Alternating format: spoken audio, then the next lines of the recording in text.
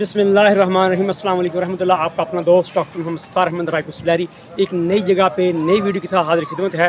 आज हम देखेंगे जो हमारे किसान भाइयों का सबसे बड़ा मसला आता है कि वो सारा दिन अपने जानवर की बहुत खिदमत करते हैं, अच्छी उनको खुराक दे रहे हैं, उनकी डिवर्मिंग करवाते हैं, उनकी वैक्सीन करवाते हैं, उनके लिए वंडा दे रहे हैं, उनके लिए खाल चोकर हर चीज़ उसको प्रोवाइड कर रहे हैं। लेकिन उसके बावजूद जब वो शाम की चुवाई करते हैं या सुबह की चुवाई करते हैं तो उनका जानवर जो पहले बहुत अच्छा दूध दे रहा था वो दूध दे रहा है बहुत कम।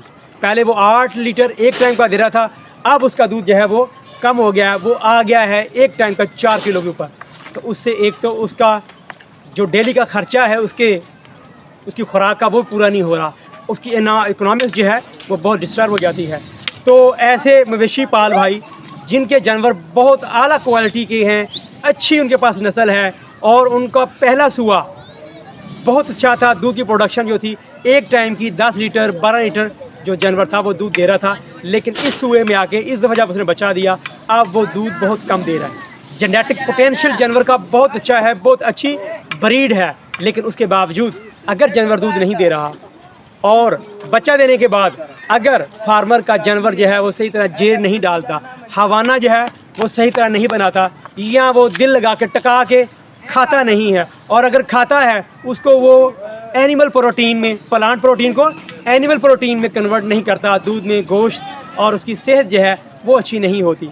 दिन ब दिन खाने के बावजूद आपका जानवर जो है वो कमज़ोर रहता है। तो इसके लिए एक देसी नुस्खा जो है वो आपको दे रहा हूँ, इंशाल्लाह बफज़ल खुदा इसका इस्तेमाल करने से आपका जानवर दिल लगा के खाएगा, जो खाएगा उसको वो कन्वर्ट करेगा दूध में और गोश्त में। आप देखेंगे उसका एक तो वज़न बढ़ जाएगा, दूध की पैदावार बढ़ जाएगी, उसका स्टमक, उसका हाजमा जो है एक वो ज़्यादा एक्टिवेट हो जाएगा। तो ये जो नुस्खा है नंबर 1, इसमें आपने इस्तेमाल करना है सफ़ेद मूसली, नंबर 2 सफ़ेद ज़ीरा, नंबर 3 पे आपने इस्तेमाल करना है सतावर, नंबर 4 पे इसमें आपने करना है हालू, नंबर 5 आपने सौंफ जो है वो ऐड करनी है। और आप जानते हैं हमारे आबाओ अजदाद कई सदियों से जो है ये सौंफ का, इन सब चीज़ों का बहुत ज़्यादा इस्तेमाल कर रहे हैं।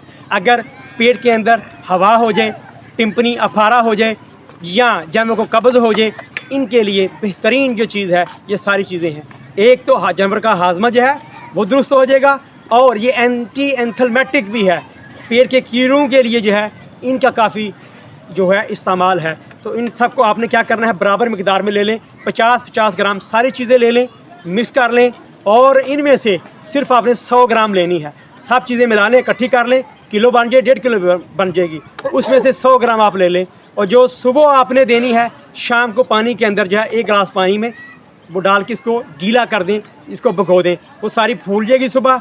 फिर इसके अंदर आपने जब इसको जानवर को पिलानी है तो इसके अंदर जैगरी गुड़ मिक्स कर लें 100 ग्राम। आप देखेंगे ये नुस्खा देने से आपका जानवर, जो जानवर जेर नहीं डालता, जो जानवर अंदर से मैला नहीं फेंकता, जो अंदर से यूट्रस जो है वो साफ़ नहीं होती, मेट्राइटिस, पेरीमेट्राइटिस, इंडोमेट्राइटिस या पायोमेट्रा का केस है। और जब ये 4 कंडीशनें, यूट्रस की इन्फेक्शन होगी, पेरीमेट्राइटिस, इंडोमेट्राइटिस, दूसरा पायोमेट्रा, इनमें से कोई कंडीशन भी होगी, इंडोमेट्राइटिस, तो आपका जानवर कभी भी दूध की प्रोडक्शन जो है वो आला पीक पे अच्छी पैदावार नहीं देगा। क्योंकि जानवर जब तक अंदर से साफ़ ना हो, उसकी बच्चा देनी ठीक ना हो, जानवर कभी भी आपको दूध नहीं देता। तो इससे दूध भी बढ़ेगा जानवर का, जानवर की सेहत ठीक होगी, उसका यूट्रस जो है वो कंट्रैक्ट करेगा, उसके अंदर एक नई जान आएगी, और जो ओवरीज हैं उनके ऊपर फॉलिकल बनेंगे, और सही तरह वो जो है जब at the time of estrus, जब जानवर हीट में आएगा तो इसके खिलाने से आप देखेंगे आपका जानवर जल्दी गबन भी हो जाएगा। तो आई होप ये नुस्खा आप इस्तेमाल करेंगे तो इंशाल्लाह इसके बेतहाशा इसके जो हैं वो फ़ायदे हैं। तो इंशाल्लाह मैं उम्मीद करता हूँ आप इस्तेमाल करेंगे अपने कीमती जानवरों के ऊपर। तो इस्तेमाल करने के बाद आपने मुझे बताना है आपने इसका रिज़ल्ट कैसा पाया। आपने इन कीमती जानवरों का अपना बहुत सा ख्याल रखें, जहाँ भी रहें खुश रहें, सेहतमंद रहें। Thank you so much. फिर नई वीडियो के साथ फिर मिलेंगे। बहुत ज़्यादा अस्सलाम वालेकुम व रहमतुल्लाह।